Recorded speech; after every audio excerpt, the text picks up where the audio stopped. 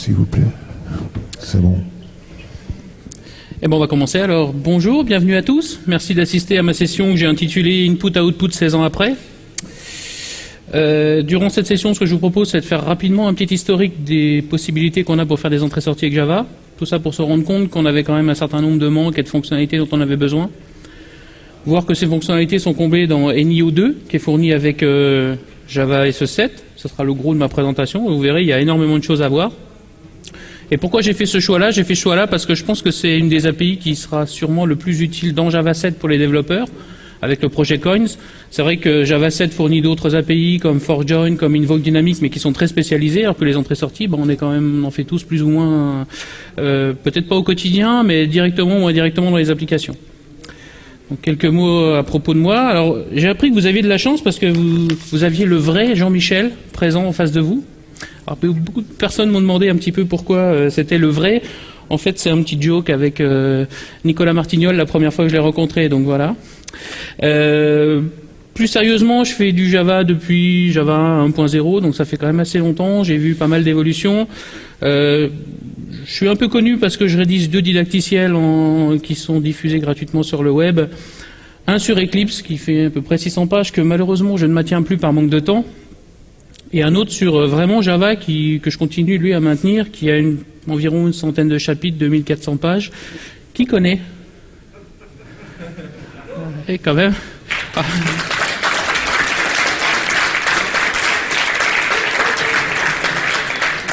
Merci pour les quelques rares qui n'ont pas levé la main. Vous pouvez le trouver soit sur mon site web, soit en miroir chez développer.com. J'ai aussi quelques activités, parce que je suis membre du YaJug, qui est le Jug du Luxembourg, et je suis membre du CA du Lorraine Jug. Je suis même un des 2 fondateurs du Lorraine Jug. Rapidement, l'agenda, donc on va parler un petit peu entrée-sortie avec Java, très rapidement, parce que je ne veux pas trop m'étendre dessus. Une bonne overview sur NIO2, une grosse partie sur une vraie partie d'un NIO2 qui est l'API File System. Voir ce qu'ils nous proposent maintenant pour nous simplifier un petit peu la vie pour les entrées-sorties. Et puis rapidement, si j'ai encore du temps, on parlera des entrées-sorties asynchrones. Donc les entrées-sorties avec Java, historiquement ça se fait avec le package Java.io depuis Java 1.0, donc c'est une API qui est relativement ancienne, qui repose surtout sur l'utilisation de flux, donc soit d'octets, soit de caractères. Donc on a des input-output stream et des readers et des writers, d'accord. Ça permet de faire des échanges avec des fichiers, avec du réseau, des échanges mémoire, de la sérialisation, un certain nombre de choses. Et c'est vrai que pour les gens qui utilisent Java, c'est une API qui est toujours un petit peu difficile parce que il faut toujours mettre en œuvre un certain nombre de classes qui implémentent des design patterns comme l'adaptateur ou le décorateur pour arriver à faire certaines choses, notamment des filtres ou des buffers. Donc c'est toujours un petit peu compliqué de faire de l'IO pur et dur en Java. Et puis on a une classe file qui permet d'encapsuler le chemin et puis d'opérer certaines fonctionnalités au travers du système d'exploitation. La classe l'API Java.io a évolué un petit peu, notamment je vous ai mis rapidement quelques évolutions de la classe file, mais il n'empêche que globalement il lui reste quand même un certain nombre de défauts. Notamment il lui manque un certain nombre d'opérations basiques. Par exemple la copie de fichiers, le déplacement de fichiers, c'est des choses qu'on n'a pas, d'accord. Donc on est obligé d'utiliser des API tierces, on n'a rien en natif pour le faire. Elle fonctionne quand même pas tout à fait de la même manière sur toutes les plateformes. Je pense notamment à la méthode rename de files, d'accord. Et puis surtout, un truc qui est aussi assez limitatif, c'est que le support des liens symboliques et des métadatas est très très limité. La classe file en elle-même, qu'on utilise quand même souvent pour faire des opérations au travers du file system, a elle aussi un certain nombre de défauts. Alors le premier, il n'est pas dramatique, mais bon, elle encapsule et le chemin et les opérations qu'on peut effectuer dessus. On verra que dans NIO2, il y a une vraie séparation. Mais surtout, ce qui est vraiment plus embêtant, c'est qu'on a certaines gestions des erreurs qui sont vraiment pas du tout au standard Java. On pourrait s'attendre à avoir des exceptions, et en fait, on a un booléen, par exemple, avec la méthode delete. La méthode delete, elle vous renvoie un booléen. Donc vous savez que l'opération, on sait que l'opération a échoué, mais on ne sait pas du tout pourquoi. Donc ça, c'est quand même un petit peu embêtant. Et puis aussi quelque chose, moi, qui au moins une fois en production me posait des problèmes, c'est les performances de certaines méthodes, notamment list et list file, qui vous permettent de récupérer en fait tous les éléments qui composent un répertoire. Si ce répertoire là il est assez gros, ça renvoie un tableau, donc ça consomme énormément de ressources et c'est pas performant du tout. Alors avec Java 4, on a une nouvelle API qui est arrivée, qu'ils ont intitulée NewIO et NIO.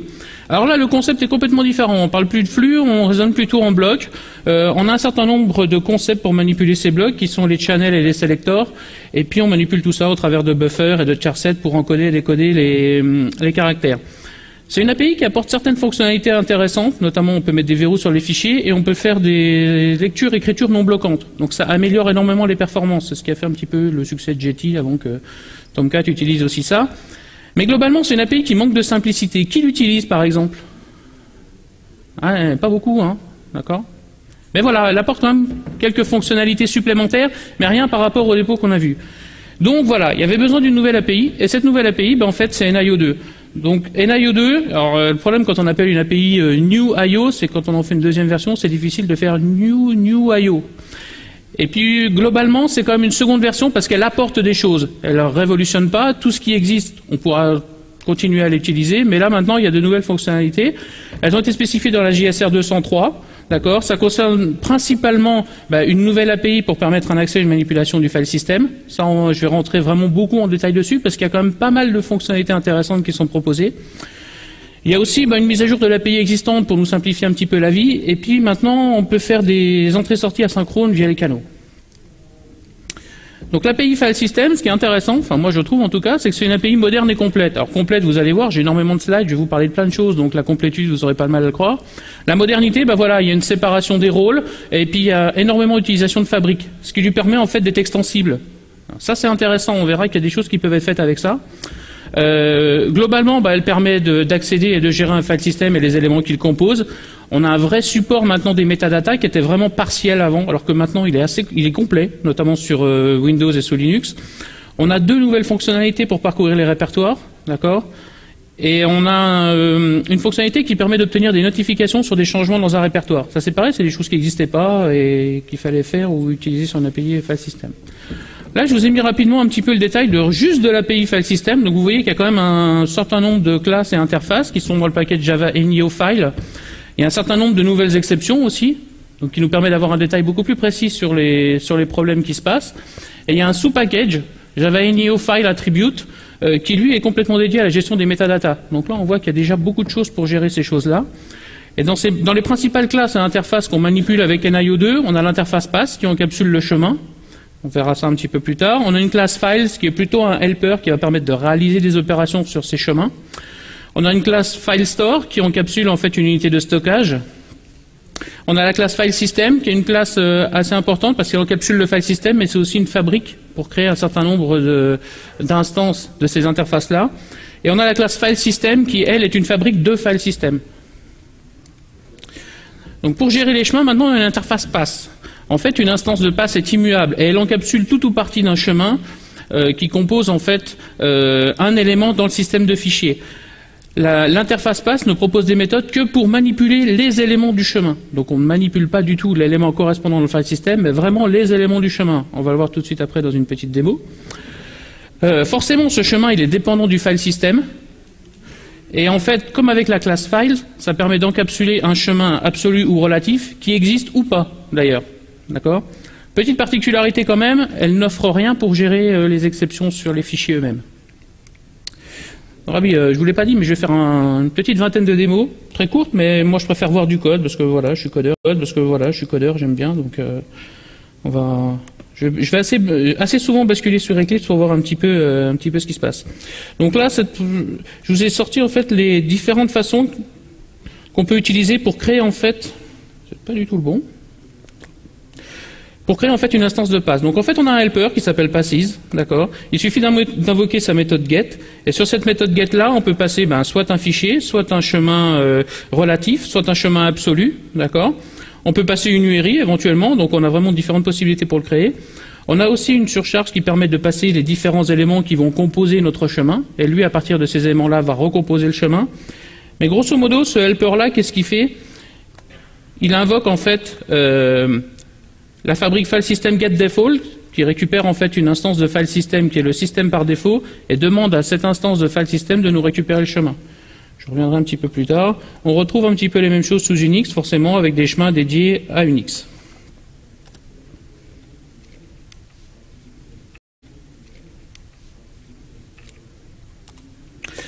Alors l'interface PASS, elle propose un certain nombre de méthodes pour gérer vraiment les éléments. Alors là, je vous les ai mis rapidement, mais je pense que c'est pareil. Il vaut mieux voir une petite démo, c'est plus intéressant. Donc là, en fait, je vais créer deux chemins. Un chemin absolu et un chemin relatif. Et je vais invoquer différentes méthodes pour voir un petit peu ce que ça donne. Donc en fait, si on regarde, bon, on a une méthode toString qui renvoie le chemin, ça c'est assez classique. Par contre, dans un premier temps, il y a une méthode getFileName qui en fait porte très mal son nom parce qu'elle renvoie le nom du fichier quand le chemin correspond à un nom de fichier, mais si c'est un sous-chemin, elle va renvoyer le nom du dernier élément du chemin. On voit aussi que la racine du chemin est gérée de façon complètement séparée. Elle n'est pas considérée comme étant un élément du chemin. Donc c'est pour ça que dans mon exemple avec le chemin absolu, j'ai bien ces deux points, et dans mon exemple avec le chemin relatif, mon route est nulle. D'accord? On peut obtenir le premier élément, donc là en l'occurrence user, on peut obtenir le nombre d'éléments, on peut obtenir le chemin parent et on peut obtenir un sous-chemin.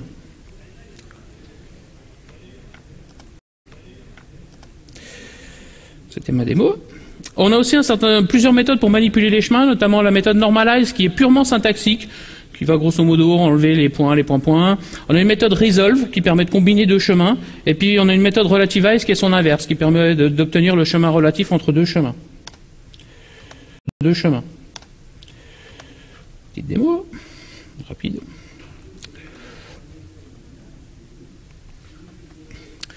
Donc ici je crée un chemin avec une string qui contient un peu des choses qu'il va falloir normaliser. Ici, quelque chose d'intéressant, je vais en fait demander la résolution entre un chemin absolu et un chemin relatif, et entre deux chemins absolus. Et puis ici, assez classiquement, j'ai juste demandé le chemin relatif entre deux chemins. Donc ici, jusque-là, pas trop de surprises. Ici, par contre, il faut faire attention, si on demande la résolution sur deux chemins absolus, c'est le deuxième chemin absolu qui est renvoyé. Normal, il n'arrive pas à combiner les deux. D'accord ? Et ici, sur les méthodes relativize, rien de vraiment particulier. On a des méthodes pour comparer des chemins. Déjà, pas simplement de comparable, donc forcément, on a la méthode compare-tout. On a aussi deux méthodes avec deux surcharges qui permettent de comparer le début et la fin du chemin. On a des méthodes pour convertir les chemins, notamment une qui s'appelle toAbsolute_pass, qui permet d'obtenir le chemin absolu, d'accord. Et une méthode peut-être un petit peu plus intéressante, notamment quand on parlera des liens symboliques, qui s'appelle toRealPass, qui permet en fait, si on lui passe un chemin vers lien symbolique, d'obtenir le chemin de la cible de ce lien, en fonction des options qui sont fournies. Alors, la classe files n'est pas du tout deprecated, donc on peut toujours continuer à l'utiliser, et du coup, en fait, NIO2 propose des solutions pour s'intégrer dans l'existant et offrir des ponts. Notamment, la classe files propose une méthode toPass qui permet à partir du files d'obtenir son équivalent en pass, donc d'avoir son chemin sous la forme d'une instance de pass. Et inversement, dans l'interface pass, il y a la méthode toFile qui permet d'obtenir en fait un files qui va encapsuler le chemin correspondant. Et dans pass, on a toURI qui permet en fait d'obtenir simplement une URI de notre chemin. Donc une fois qu'on a les chemins, voilà, il faut un peu les manipuler dans le file system. Donc NIO propose la notion de globe. En fait, c'est un pattern qu'on va pouvoir appliquer sur un élément ou sur plusieurs éléments du système pour, par exemple, permettre de faire des filtres. D'accord ? Grosso modo, c'est un sous-ensemble des expressions régulières, donc on a une syntaxe qui est quand même assez proche de ce qu'on peut connaître. Alors je vous ai mis quelques exemples. Par contre, vous allez voir dans ma démo, il y a quelques petites particularités qu'il faut quand même connaître.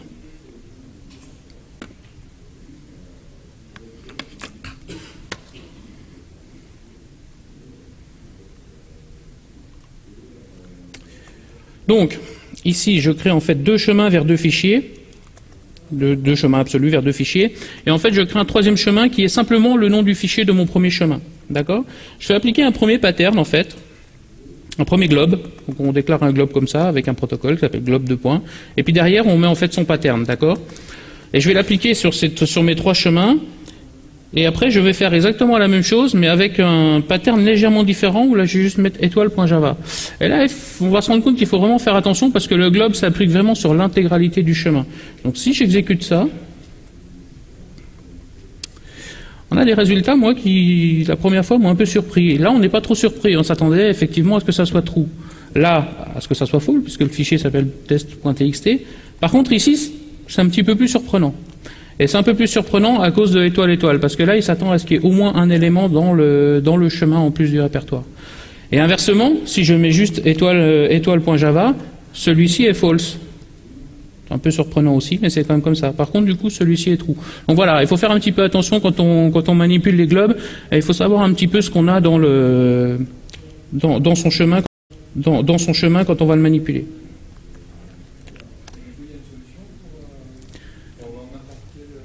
Alors normalement, je suis censé répondre aux questions à la fin. Non, parce que j'ai vraiment... bon là, ça va, je suis dans les temps, mais bon, c'est une question qu'on pourra discuter à la fin. On a la class file. Alors la class file, c'est une classe... en fait, c'est un helper qui regroupe une cinquantaine de méthodes statiques, d'accord, sur lesquelles on va pouvoir opérer des manipulations sur le file system. Généralement, c'est des méthodes qui acceptent au moins une instance de passe pour savoir sur quoi ils doivent intervenir. Donc on a un certain nombre de méthodes pour créer des éléments, des fichiers, des répertoires, des fichiers temporaires, des liens symboliques. On a des méthodes qui permettent de faire des manipulations. Là, on va le voir un petit peu plus tard dans quelques démos que j'ai. On a un certain nombre de méthodes qui permettent d'obtenir en fait des informations sur l'élément, quel est son type, est-ce que c'est un répertoire, un fichier normal. On a aussi une méthode prop content type qui renvoie en fait une string qui grosso modo renvoie le type mime, plus ou moins. Et puis on a aussi un certain nombre de méthodes qui nous permettent d'obtenir des métadonnées et des permissions. Ça, je reviendrai un petit peu là-dessus un petit peu plus tard. Donc, de nouveau, une petite démo pour copier un fichier.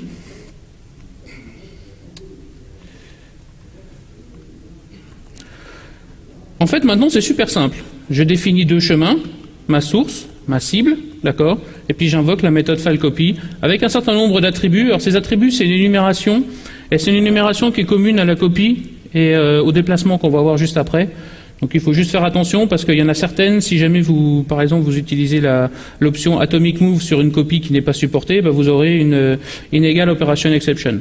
Donc voilà, maintenant, copier un fichier, c'est super simple. Avant, quand on voulait faire ça, soit on avait besoin de réécrire du code, ce qui n'était pas forcément génial, soit il fallait utiliser Commands.io ou Guava ou un certain nombre de bibliothèques open source pour arriver à avoir le même résultat. Maintenant, c'est fourni out of the box. Alors c'est fourni out of the box, mais il y a un premier bémol. C'est que pour un fichier unique, ça marche très bien. Un pass, on peut contenir le chemin vers un fichier, donc là pas de problème, ou vers un répertoire. Et quand vous appliquez ça sur un répertoire, je pense que la première fois vous aurez une surprise, il va vous copier le répertoire, mais il va vous le créer vide. Le copy n'est pas récursif. Alors on verra qu'il faut le combiner avec une autre fonctionnalité proposée par NIO2 pour arriver à avoir cette copie récursive.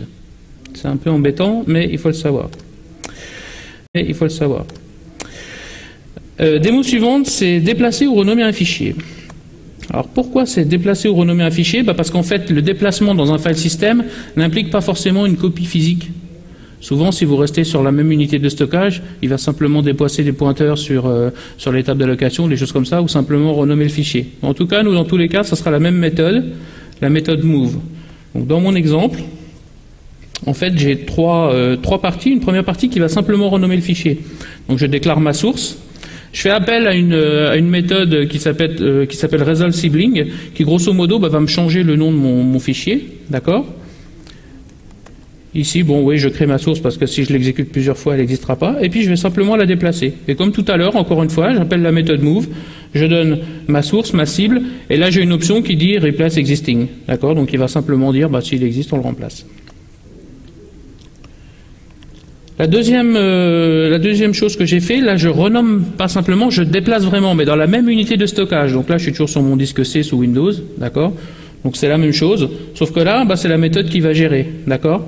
Donc je déclare toujours ma cible, ma source, j'appelle la méthode, et là j'utilise un attribut supplémentaire qui s'appelle Atomic Move, qui va demander absolument s'il y a vraiment une opération de lecture, écriture ou de copie, de s'assurer que le fichier soit bien copié et pas dilété par exemple de l'autre côté. C'est toujours pareil, les implémentations elles sont quand même un petit peu dépendantes de la plateforme sur laquelle on exécute ça, donc il y a quand même cette possibilité-là. Et j'ai une troisième version, où là, en fait, je vais copier de mon disque C vers mon disque S. D'accord? Donc là, je vais changer une unité de stockage. Donc là, il va y avoir forcément une copie physique. D'accord? Et de la même façon, je vais demander à ce que la copie se fasse de façon atomique. Et là, eh ben, j'ai une jolie exception qui est tout à fait normale.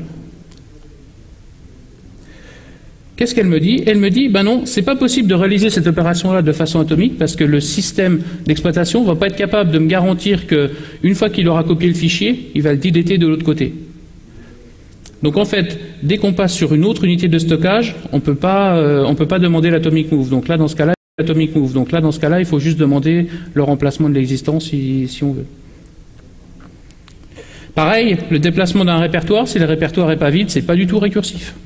Donc si c'est juste renommé, ça va bien. S'il faut effectivement avoir une copie physique, il faut faire comme avec le copie, il faut mettre en place un petit mécanisme récursif qu'on verra tout à l'heure pour arriver à faire ce déplacement.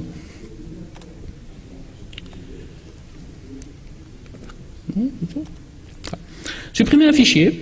Alors c'est vrai qu'avant la méthode delete, ben voilà, elle renvoyait. Notre booléen. Maintenant en fait, elle va renvoyer des exceptions.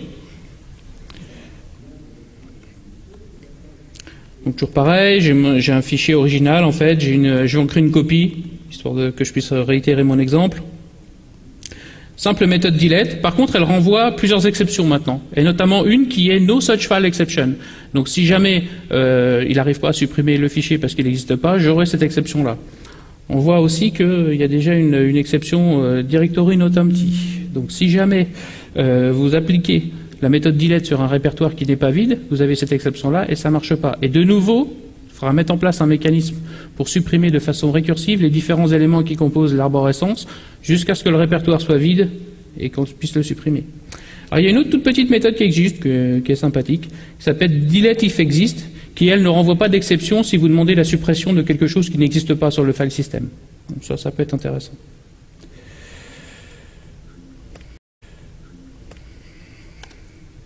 Les liens symboliques. Alors ça, c'est vrai que c'est quelque chose qui n'était pas du tout supporté avant. Maintenant, il y a un support complet avec NIO2. Alors bien sûr, il faut que le file system sous-jacent le supporte. Donc avec Windows XP ou avec Vista, il n'en sera pas question. Par contre, sur Unix, ça marche super bien. Il faut savoir qu'ils sont suivis par défaut avec quelques exceptions près. On a vu delete et move. Ces deux méthodes-là ne suivent pas, donc elles vont vraiment deleter le lien et pas sa cible. Et puis on parlera un petit peu tout à l'heure de la méthode walk file tree qui vous permet justement de faire cette récursion. On a quelques petites méthodes de la classe files qui sont un peu utiles quand on manipule les liens symboliques. C'est isSaveFile qui vous permet de savoir si deux chemins pointent en fait sur le même endroit physique dans le file system. On a isSymbolicLink, là qui vous dit si le chemin que vous lui passez c'est un lien symbolique. Et on a readSymbolicLink qui lui en fait si ce que vous passez c'est un lien, il va vous donner le chemin de la cible. J'ai encore une petite démo.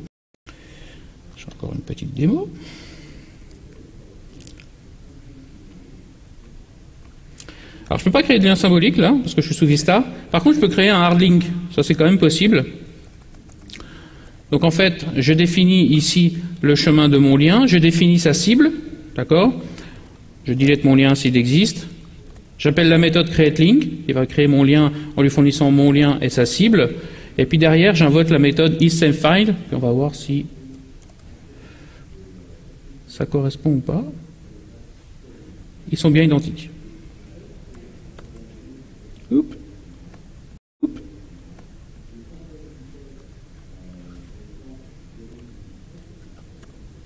Alors je ne peux pas vous le montrer parce que je suis que sous Windows, puis je n'ai même pas de VM. Je n'ai pas voulu en lancer une parce que j'ai déjà beaucoup de choses. Mais vous pouvez aussi l'utiliser sous Unix en utilisant createSymbolicLink. Et là, ça ne sera plus un hard link, mais un SymbolicLink qui va être créé. D'accord? Donc il y a une seconde méthode qui s'appelle createSymbolicLink. Alors une fonctionnalité, moi, que je trouve intéressante, alors c'est vrai qu'on n'en a pas toujours besoin, mais quand on en a besoin, c'est bien de l'avoir, et elle était jusqu'à présent, il n'y avait pas de solution, c'est la possibilité d'avoir des événements sur des changements dans un répertoire. Donc pour ça, il y a une interface qui s'appelle Watch Service, d'accord, qui nous permet en fait de recevoir des notifications sur les changements dans un répertoire une fois qu'on s'est abonné aux événements auxquels on veut être informé, notamment la création, la modification ou la suppression d'éléments dans le répertoire. Alors moi je pense que c'est intéressant parce que ça évite d'avoir à écrire du code de type pooling ou d'utiliser des API open source comme JNotify ou JPassWatch. Qui connaît? Ouais, quand même. Bon, c'est vrai que c'est pas des fonctionnalités dont on a énormément besoin, mais par exemple, les serveurs d'application, eux, ils en ont énormément besoin. Quand ils veulent savoir, quand vous déposez un WAR dans un répertoire, ils seront assez contents d'utiliser ces fonctionnalités-là. Alors, il faut savoir que cette fonctionnalité n'est pas du tout récursive. Donc, elle se fait sur le répertoire, mais pas sur ses sous-répertoires. Si jamais vous voulez, encore une fois, avoir des notifications sur ces sous-répertoires, il faudra de nouveau mettre en place un petit mécanisme de récursion et s'abonner sur chacun des répertoires. Par contre, c'est une fonctionnalité qui est assez performante parce que généralement, bon, ça dépend de l'implémentation, mais elle s'appuie sur le système de notification de l'OS. Donc là, c'est quand même intéressant parce que, alors s'il n'y en a pas ou si c'est pas disponible, l'implémentation va faire du pooling pour vous. Mais normalement, sur macOS, Linux et Windows, ça s'appuie directement sur le système de notification de l'OS. Donc là, c'est quand même assez performant. Par contre, la mise en œuvre pour moi est un petit peu particulière. Elle est un peu particulière parce que en fait, Watch Service n'est pas du tout prévu que pour faire de la notification d'événements sur un répertoire. Son utilisation a été envisagée dans un cadre un petit peu plus large. On le verra un petit peu dans l'exemple qui suit. Donc en fait, ce qu'il faut faire, il faut déjà obtenir une première instance en invoquant une fabrique. Après, s'enregistrer, d'accord. Donc pour ça, il faut invoquer la méthode register qui fait partie d'une interface qui s'appelle Watchable, qui est implémentée par hérité par PASS, pardon. Donc on s'enregistre et là on dit voilà quels sont les événements auxquels quels sont les types d'événements auxquels je veux être abonné. Et puis après il y a tout un mécanisme qu'il faut mettre en place pour obtenir et traiter les événements.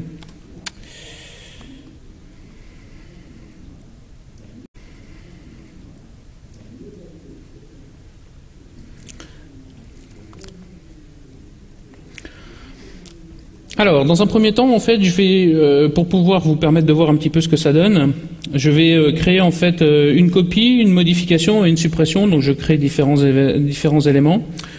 J'ai mis en fait tout mon traitement dans un thread que je vais instancier et démarrer. Et puis, voilà, je vais réaliser une copie, un déplacement, une suppression, et on va voir en fonction de ça et du code que j'ai écrit quels sont les événements que je vais avoir. Donc, le code le plus intéressant. On ne sait pas forcément comment on déclare un thread, ça je vous en fais grâce. Donc dans un premier temps, j'invoque la fabrique, d'accord, qui me permet d'obtenir une instance de Watch Service. Je définis ici le répertoire sur lequel, en fait, le chemin du répertoire sur lequel je vais vouloir m'abonner, d'accord. Et là j'invoque la méthode register, d'accord, sur mon chemin. Je lui passe l'instance de mon Watcher, et là je lui donne en fait tous les types d'événements auxquels je vais t'abonner. Donc là, en fait, j'ai mis les trois qui étaient disponibles en entry, create, delete et modify. D'accord? Et derrière, et c'est pour ça qu'il a fallu que je le fasse dans mon propre thread, c'est que derrière, voilà, c'est nous qui allons devoir écouter nous-mêmes et demander les différents événements qui vont devoir, qu'on va devoir traiter. Alors c'est vrai que généralement, pour ceux qui ont fait un peu de swing, quand on a les événements, on traite plutôt des listeners, on est plutôt habitué à ce genre de choses. Là, c'est quand même assez bas niveau. Dans l'implémentation, par contre, moi je pense qu'ils ont fait ça, c'est pour permettre de pouvoir l'utiliser dans tous les contextes. D'accord? Donc là, je rentre en fait dans une boucle qui va tourner tant que je veux bien que mon thread tourne. Alors il y a plusieurs méthodes en fait qu'on peut invoquer sur le Watcher pour obtenir les différents événements. Alors j'ai utilisé la méthode pull parce que la méthode pull, en fait, on peut lui donner un certain timeout. Au bout d'un certain timeout, elle va rendre la main en disant non, il n'y a pas d'événement. D'accord? Ce qui va me permettre quand même d'interrompre mon thread. J'ai une autre méthode, par exemple, qui s'appelle take, qui elle est carrément bloquante et qui va attendre jusqu'à ce que j'ai un événement qui arrive. Donc ça veut dire que même si j'avais dit à mon thread arrête-toi, il aurait fallu que j'attende qu'il y ait au moins un événement qui arrive. Donc je préfère utiliser la méthode pull. Du coup, il faut que je regarde si j'ai obtenu ou pas. Alors je n'obtiens pas directement les événements, j'obtiens un objet de type watchKey qui en fait contient un état. Et à partir de cet objet watchKey, je vais pouvoir lui demander en fait les différents événements qui ont pu être capturés. J'itère simplement dessus, j'affiche le type d'événement et sur quelle entité ça s'applique. D'accord? Ça, je le récupère en invoquant ici la méthode contexte sur mon event. Alors c'est là qu'on voit qu'effectivement, il faut que je le caste en pass. Et que ici, je suis pas typé pass. Donc en fait, cette API-là, elle pourrait être utilisée plus tard dans d'autres circonstances. Et quelque chose de très important, si vous voulez que ça marche, il faut absolument invoquer la méthode reset sur votre watchKey. Parce que c'est lui qui va resetter l'état et qui va le remettre dans l'état « je suis en attente de nouveaux événements ». D'accord? Un petit peu ce que ça donne. Donc j'ai réalisé ma copie. Alors les événements qui sont émis, ils sont complètement dépendants du système d'exploitation, notamment là en l'occurrence Windows. Donc des fois c'est un peu surprenant quand on fait une copie par exemple, on voit qu'on a 2 fois une modification. Je suppose qu'il a dû faire des modifications sur les attributs ou des choses comme ça génère 2 événements, d'accord. Ça c'est encore une fois, hein, c'est complètement dépendant du file system, hein, surtout quand l'implémentation elle en dépend. On voit que quand je copie le fichier, il y a un certain nombre d'événements qui sont faits, notamment un delete et un create. Et quand on delete, on a un delete.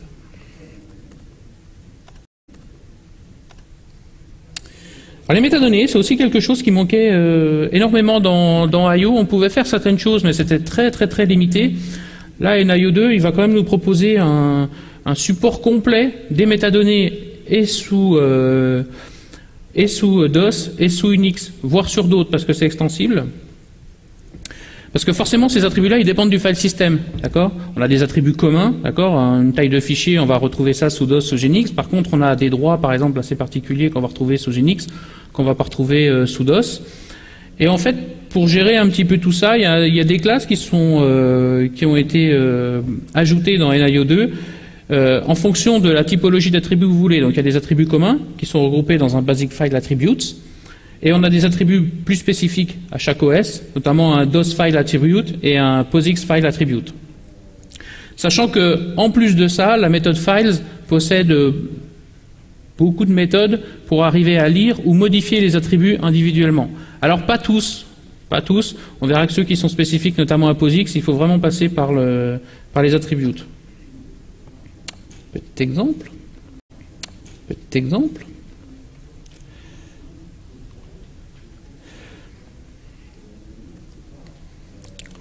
Donc ici, je définis un chemin vers un fichier. Je récupère l'heure courante et en fait, je vais invoquer 2 méthodes de la classe files pour la première modifier la date de dernière modification de mon fichier, pour dire bah c'est maintenant, et puis l'attribut caché, d'accord. Et puis on a ce DOS file attribute, parce que là je suis sous DOS, que je peux récupérer en invoquant une méthode read attribute de files qui va me donner en fait l'accès à un certain nombre de caractéristiques liées précisément là à mon OS DOS, d'accord. Donc par exemple le fait que ça soit read only, hidden, un certain nombre de choses. Donc, si je l'exécute, bon, il n'y a pas énormément de choses bizarres dans ce cas-là.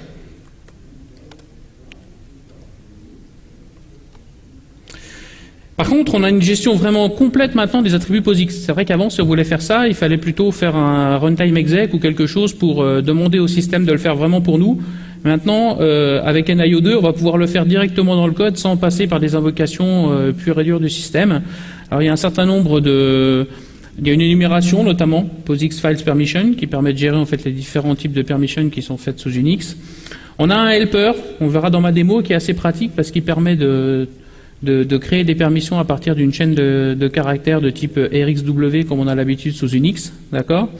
Et en fait, toutes ces permissions-là, elles sont encapsulées dans un objet de type file attribute. Il faut quand même savoir une chose, c'est que sous Unix, si vous essayez d'attribuer des droits, vous demandez à ce que le système les attribue. Si jamais vous avez un UMask ou si vous avez des droits qui sont hérités sur le répertoire parent, ça prendra pas le pas dessus, hein. Là, le système reste quand même un peu maître de ce qu'il fait. Donc, quand vous demandez des attributs, vous demandez au système des attributs, vous demandez au système si vous pouvez les appliquer.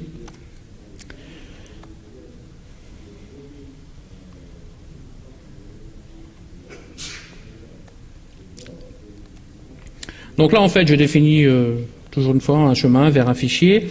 Je vais utiliser la méthode readAttribute en lui passant en fait une classe sur laquelle je vais dire bah, moi, ce que je veux, c'est des attributs de type POSIXFileAttribute. Et là, je vais récupérer en fait le propriétaire et le groupe du fichier. Et je vais les afficher. D'accord ? Et puis, si jamais je voulais positionner des droits sur mon fichier, comment je fais ? Je définis mon chemin. Ici, j'utilise un petit helper, justement, qui est la classe FromString de POSIXFilesPermission, dans lequel je mets directement ma chaîne de caractères de type RWX pour les droits de mon user, de son groupe et des autres. C'est super pratique. Et en fait, à partir de ça, qui va me renvoyer en fait une collection de type POSIXFilePermission, je vais créer un file attribute en utilisant de nouveau le helper Et là, ce coup-ci, la méthode asFileAttribute. Parce qu'en fait, quand on crée un fichier, c'est bien un objet de type fileAttribute qu'il faut passer. D'accord? Donc ça, si je l'exécute, bah, j'ai une jolie exception. Pourquoi? Parce que je suis sous Windows. Donc forcément, il n'y a pas le support. Par contre, si vous l'exécutez sous un Unix, ça marche très très bien.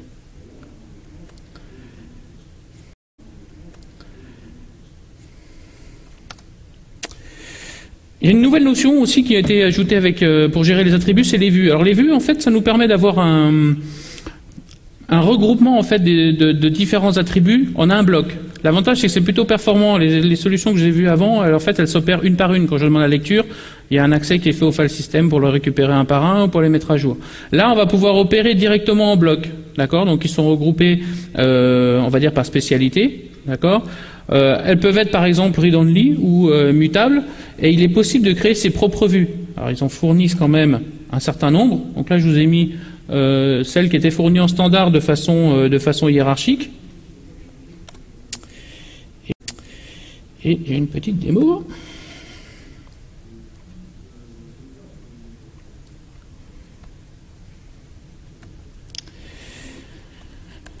Alors dans un premier temps, je vais juste utiliser la méthode getAttribute pour récupérer de la classe files, pour récupérer juste l'heure de création, juste pour vérifier qu'on a bien les mêmes résultats, d'accord? Donc je définis ici mon chemin, je récupère mon heure de création, je l'affiche.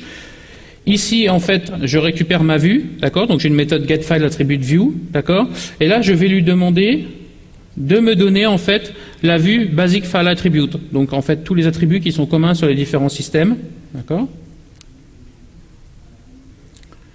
Et puis je vais demander en fait directement les valeurs de différents attributs, l'heure de dernier accès, l'heure de dernière régression, est-ce que c'est un fichier, et l'heure de dernière modification. Et là, heureusement, c'est les deux mêmes. Donc là, c'est intéressant les vues parce que ça permet d'avoir un accès direct quand on sait qu'on va avoir généralement, c'est rare qu'on ait besoin que d'un seul attribut. Si on en a plusieurs, on passe par les vues puis on les a directement.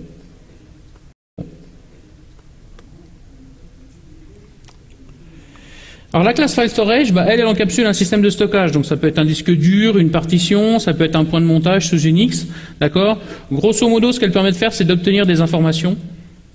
On va le voir dans la démo, sur la capacité, sur l'espace libre, sur l'espace consommé. Elle permet aussi, et ça c'est intéressant, de savoir quelles sont les vues qui sont supportées par rapport à l'unité de stockage. Typiquement, tout à l'heure, quand j'ai eu mon problème parce que je demandais une vue Unix sur un système Windows, si j'avais utilisé ces fonctionnalités-là, j'aurais pu savoir si la fonctionnalité est supportée ou pas et l'invoquer ou pas. Et comment on fait en fait pour obtenir une instance de cette classe-là? En fait, on appelle toujours pareil une factory. Alors ça, c'est un petit peu plus bizarre. Il faut appeler la méthode getFileStore en lui passant en fait un des fichiers qui est sur l'unité de stockage.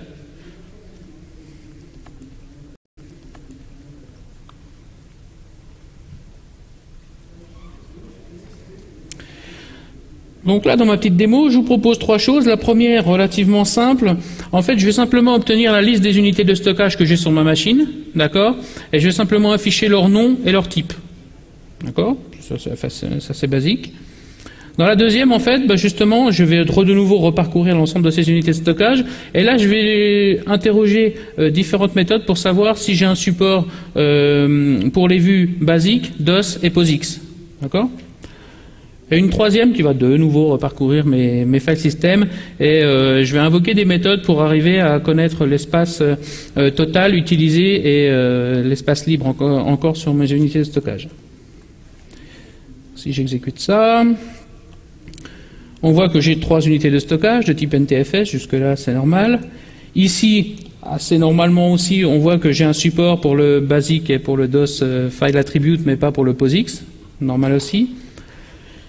Et ici, j'ai les informations pour savoir en fait quelle est la capacité de stockage que j'ai, et puis on se rend compte que mon disque dur, il est quand même plein. Des choses qui arrivent.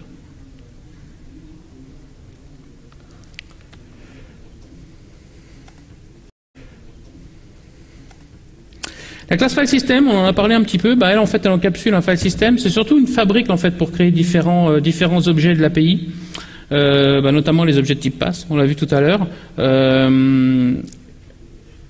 Et pour obtenir en fait une instance du file system par défaut, il faut invoquer une fabrique qui est la méthode getDefault de la classe fileSystems. Alors on verra tout à l'heure que cette fabrique-là est importante parce qu'on peut obtenir d'autres types de file systems. Les file systems sont donc extensibles. Ça c'est intéressant. Ça peut permettre par exemple de nous offrir différentes vues sur un file system. Si par exemple on veut cacher des fichiers sensibles ou si on veut s'assurer que l'application n'aura accès qu'en lecture seule à certaines parties du file system, il est possible d'étendre le file system et de limiter les fonctionnalités qu'on va pouvoir opérer sur ce file system. En plus, le file system, il n'a pas besoin d'être lié à un vrai file system, à quelque chose qui est lié à un OS. D'accord? Alors ça peut paraître un peu bizarre, mais c'est là où vous allez voir, c'est assez intéressant. Comment on fait pour étendre tout ça? Finalement, on passe par des providers, d'accord? Donc en fait, on invoque une fabrique qui nous permet d'obtenir le file system, et nous, si on veut fournir notre propre file system, il faut qu'on étende la classe file system, d'accord? Et qu'on fournisse en fait une implémentation de file system provider qui est dans le package Java NIO Files API, SPI, pardon.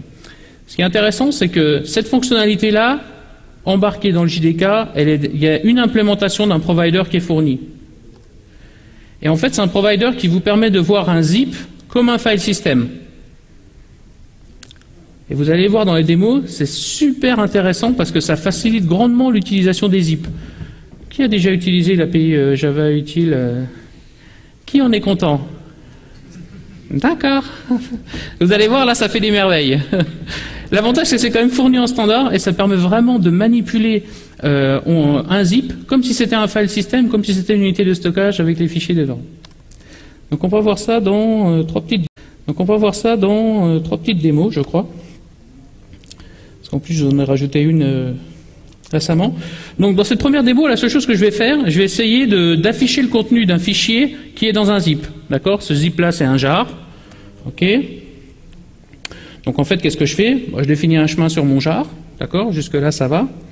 Je définis en fait, j'invoque ma fabrique new file system en lui passant le chemin vers mon jar, et lui, automatiquement, il va me donner une implémentation d'un file system qui va gérer le jar. D'accord? Ici, je définis un chemin dans mon jar. Donc là, en l'occurrence, je vais afficher le fichier manifeste, donc c'est quelque chose qui est dans le répertoire meta-inf. D'accord? Ça, je vous le passe, on reviendra tout à l'heure dessus. C'est une fonctionnalité qui me permet directement d'avoir un buffered reader sur un fichier. Et je lui passe simplement, en fait, le chemin dans mon file system. Je le lis et je l'affiche. D'accord? Si j'exécute ça, j'ai directement ici le contenu de mon zip sans avoir eu à faire autre chose.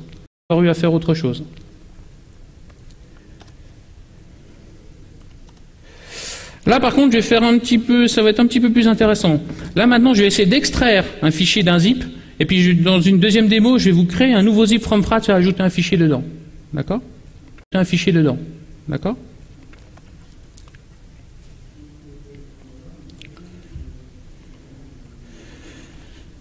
Donc, pour extraire un fichier d'un zip, la même façon, comme tout à l'heure, je déclare le chemin sur mon zip, je crée mon file system dédié. Ici, je définis un chemin vers la cible. Donc là, je vais de nouveau extraire mon fichier manifeste, je le supprime s'il existe. Et là, magiquement, j'invoque simplement la méthode copy qu'on a vu tout à l'heure pour créer des file systems. Mais comme mon jar, c'est un file system, j'ai pas de problème pour opérer, en fait, et invoquer directement ma méthode copy. Et ça le fait directement. Et si j'exécute ça, j'ai extrait, on peut aller le voir sur le répertoire si vous voulez, mais j'ai directement extrait mon fichier et je l'ai copié sur mon file system. C'est quand même sympa ça, surtout par rapport aux API qui existaient avant. Et dans la deuxième démo, je vais faire l'inverse. Donc la deuxième démo, c'est quoi? C'est je vais créer un zip from scratch et je vais rajouter un fichier dedans. D'accord? Alors là, c'est un tout petit poil plus compliqué parce que pour créer un zip, il faut créer un nouveau file system. D'accord? Alors pour l'instant, ce que je vais faire, c'est créer une instance de mon file system. Ça ne va pas me créer physiquement mon zip, mais ça va me créer mon instance du file system. Donc pour ça, j'ai écrit une petite méthode, vous verrez pourquoi juste après. Donc je crée en fait une URI de type jar2.file2. Je dois lui passer des paramètres, notamment un paramètre create à true, d'accord? Et j'invoque simplement ma fabrique, d'accord? En lui passant l'URI et mes paramètres. Ça ne crée pas le zip. Ça crée juste un file system, on va dire virtuel pour l'instant, qui correspondra à mon zip. Ici, je définis le chemin de mon zip, d'accord? Je le supprime s'il existe. Et là ici, qui connaît bien Java 7? Try with resource, ça vous cause ou pas? C'est en fait une fonctionnalité qui vous permet de déclarer des ressources dans la méthode close, puisque ça implémente closable, sera invoqué automatiquement à la fin du code. Donc ça c'est super intéressant parce que un des problèmes qu'on rencontre souvent dans le code Java qui utilise IO, c'est que la méthode close elle n'est pas dans un finally. Donc tant que le code va bien, la méthode close est invoquée, mais souvent si la méthode close n'est pas invoquée dans un finally, il y a un risque de fuite de mémoire, de ressources, pardon, si jamais il y a une exception qui est levée. Là en fait, la méthode close elle va être invoquée pour vous quoi qu'il arrive. C'est assez intéressant. Et donc j'invoque ma méthode pour créer mon file system, j'obtiens mon file system, je crée en fait un chemin vers mon fichier source, un chemin dans là où sera mon fichier dans mon zip, d'accord? Et encore une fois, j'invoque simplement la méthode copy. D'accord? Si je l'exécute, et que je vais voir là, comment je l'ai appelé mon archive zip, j'ai bien mon archive zip qui est créé aujourd'hui à 17h45. Et dedans, j'ai bien mon fichier. D'accord? Donc ça, c'est quand même assez sympa. Surtout qu'avant, c'était fastidieux vraiment pour faire ça.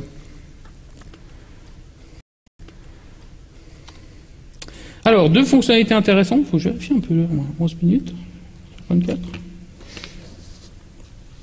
Je suis à la bourre.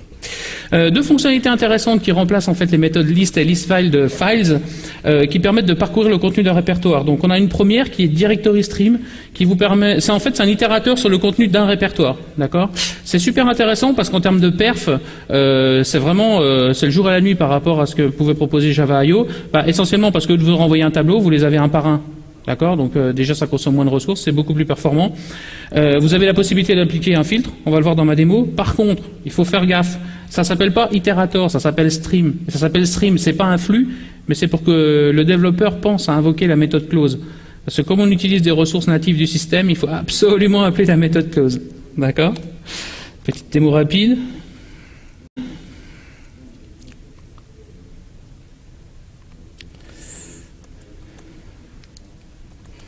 Alors je vous propose deux versions, une première version assez basique où je vais récupérer en fait le chemin de mon JDK.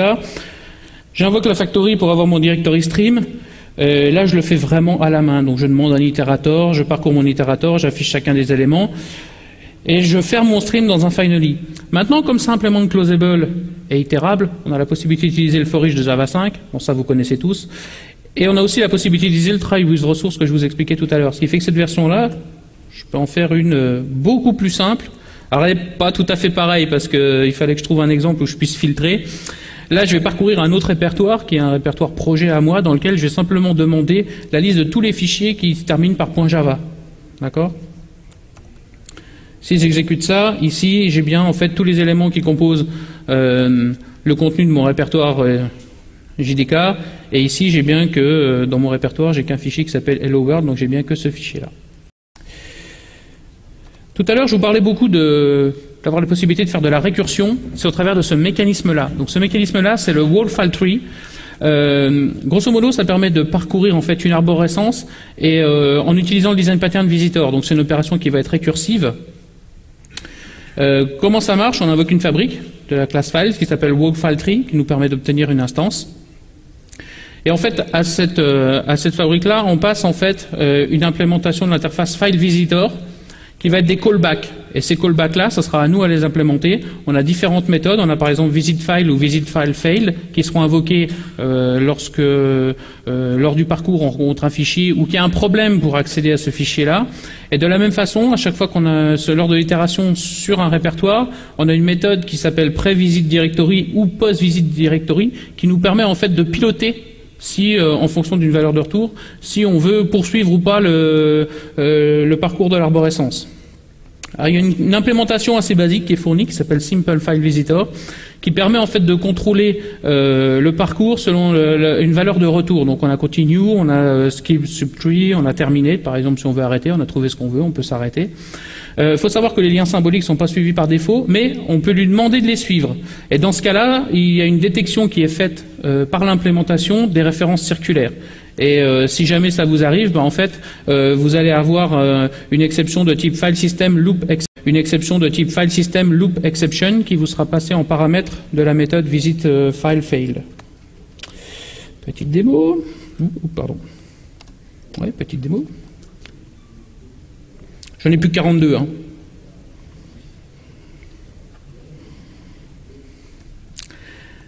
Donc, je crée en fait un chemin sur le répertoire que je veux parcourir. J'instancie, j'appelle la méthode walkFileTree en lui passant mon chemin et en fait, sous la forme d'une classe anonyme interne, une redéfinition de la classe FileSimpleVisitor. Alors j'ai défini ici un chemin vers Target, on verra pourquoi, parce que c'est pour vous donner un exemple d'abandon, enfin en tout cas de pouvoir inhiber toute une partie du parcours. Dans le projet, en fait, j'ai des projets Java et notamment il y a un projet Maven. Donc ici, je redéfinis la méthode FileVisit, d'accord. La seule chose que je vais faire, je vais récupérer le nom du fichier, je regarde s'il termine par .java, si c'est le cas, je l'affiche et je continue mon parcours, d'accord.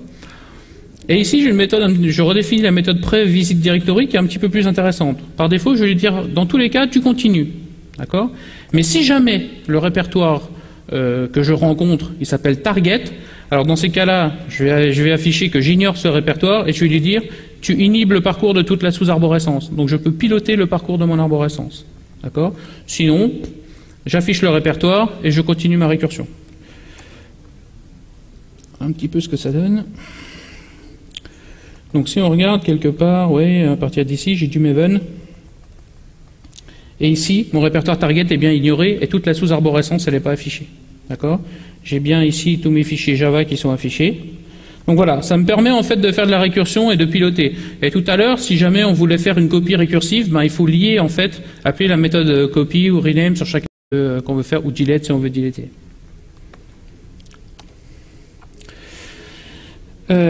Par rapport à tout ça, le NIO2 nous propose un certain nombre de fonctionnalités. Alors c'est vrai que par rapport à ce qu'on pouvait faire avant, avec IO on faisait des accès synchrones et bloquants. Avec NIO on faisait du synchrone non bloquant, donc c'est déjà un petit peu plus performant. Avec IO maintenant on peut faire de l'asynchrone non bloquant. On verra asynchrone tout à l'heure avec un certain nombre de nouveaux concepts. La classe file aussi nous fournit un certain nombre de helpers. Alors c'est vrai que quand on essaye de manipuler des flux, c'est toujours un petit peu fastidieux d'ouvrir un file input stream, de mettre un buffer, de faire un petit peu un certain nombre de choses. Là, on a directement des helpers. On a notamment readAllByte et readAllLine qui nous permettent de lire l'intégralité d'un fichier. Alors pour les petits fichiers, c'est super intéressant parce que maintenant, en une ligne, on est capable en Java de lire tout le contenu d'un fichier. D'accord ? Si on veut des choses un petit peu plus évoluées, on peut obtenir directement un buffer reader ou writer, on peut obtenir directement un input ou un output stream, et puis on peut obtenir directement un byte channel, ça c'est plus avec IO. Ça c'est plus avec IO.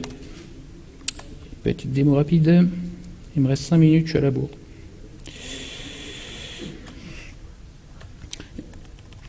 C'est juste des exemples, donc j'aurais pas besoin de l'exécuter, ça tombe bien, j'ai un fichier source, un fichier cible, bah voilà. Si je veux lire tous les éléments d'un flux d'octets d'un fichier, j'ai plus que ça à faire. Et j'obtiens directement un tableau de bytes, que je peux de la même façon écrire, très simplement, d'accord. Petite particularité quand même, quand je lis un fichier, j'obtiens pas un tableau de ligne, mais j'obtiens une collection de strings. Donc voilà, faut le savoir. On peut aussi directement l'écrire, je peux obtenir directement un input, un output, ou un buffer reader, ou un byte channel. Oui, un petit exemple pour écrire dans un fichier texte.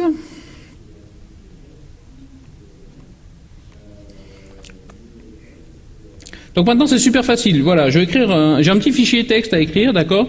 Donc je définis son chemin, je définis ici le chart set que je vais utiliser, en l'occurrence ici UTF-8. J'ai une string, d'accord, avec un caractère euro pour que si j'ai un peu d'utilité à utiliser UTF-8. Je supprime mon fichier s'il existe, et là j'invoque directement ici, je crée mon buffer writer, d'accord, writer qui va être géré directement par le try user source, donc le close sera invoqué automatiquement, et j'invoque simplement la méthode write, d'accord. Si j'exécute ça.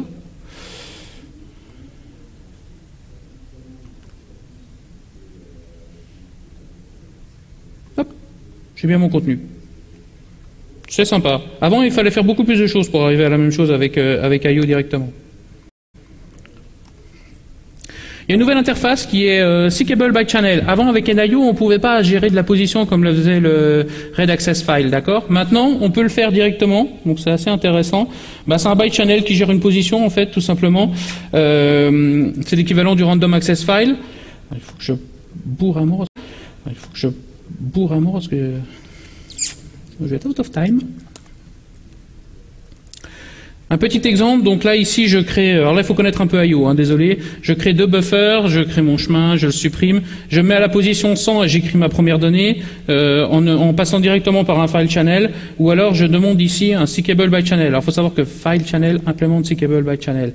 Et à la position 100 j'écris bonjour, à la position 200 j'écris bonsoir. Et si je viens ici dans mon fichier, j'ai bien bonjour et bonsoir à mon position 100 et 200. C'était ma démo. Alors là, je vais passer très rapidement parce qu'il me reste 2 minutes. Maintenant, vous pouvez faire utiliser des channels de façon asynchrone. Alors c'est quoi en fait? C'est que les lectures-écritures vont être faites dans des threads pour vous. D'accord? Donc ça, c'est assez intéressant. Je pense que c'est des fonctionnalités notamment que les serveurs d'app vont beaucoup utiliser. Alors forcément, comme c'est des écritures asynchrones, il faut gérer un petit peu le retour si vous en avez besoin. Il y a 2 formes. Une forme assez classique, l'utile concurrent feature, ou alors le Java NIO Channels Completion Handler, qui est grosso modo un callback qui sera invoqué en fait au moment où l'opération va se terminer ou s'achever. Et là, vous avez une petite interface qui s'appelle Completion Handler. Vous avez une méthode completed ou une méthode files qui vous permet soit d'obtenir le résultat et d'obtenir un contexte. Ça, c'est intéressant parce que si vous voulez savoir dans quel contexte l'opération se fait, c'est pas mal. Oui, il y a quelques fonctionnalités pour vous permettre d'avoir un petit peu la main sur les différents threads ou les pools de threads qui vont pouvoir être utilisés pour vous permettre d'optimiser en fait vos possibilités de lecture et écriture. En conclusion, moi je trouve que Java Eno 2 apporte de nombreuses fonctionnalités attendues depuis longtemps. Malheureusement, l'implémentation de certaines est quand même de bas niveau. On l'a vu, la copie d'un répertoire, il faut quand même écrire encore un peu de code pour faire tout ça. Et si vous voulez aller plus loin, il y a la Javadoc. Dans l'Oracle Java Tutorial, il y a toute une partie sur NIO 2 que je vous invite à consulter.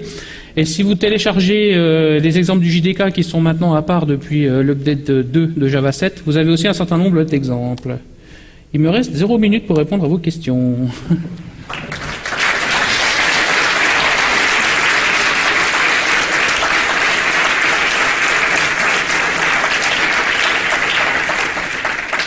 Est-ce qu'il y a des questions? Oui. Sur le washer, est-ce que le fait que ça soit très lié à l'implémentation de l'OS le rend quand même utilisable? Par exemple, tout à l'heure tu me montrais qu'il y avait 2 modifiers dans un copie. Est-ce que du coup, toi en tant qu'utilisateur de washer, fait que tu vas devoir gérer tous ces appels? Ouais. Après, il est pas très verbeux. Tu sais qu'il y a une modification, mais tu sais pas trop laquelle. Donc ça va être à toi à aller voir sur le fichier, de regarder ses attributs. Là, tu es juste notifié d'un événement. D'accord? Effectivement, tu vas l'avoir 2 fois. Alors effectivement, si ton événement, il fait quelque chose qui devrait pas faire qu'une fois, ça sera toi à le gérer. Mais ça, en fait, bon là, je l'ai fait rapidement, mais tu sais pas qu'est-ce qui a été modifié. Après, il faut que tu ailles voir le fichier, voir quels attributs du fichier ont été modifiés. Et je pense que là, en l'occurrence, ça serait 2 attributs différents. D'accord? Ah bah oui, via le contexte, tu récupères le pass. Donc à partir du pass, tu utilises files pour récupérer tes attributs, par exemple.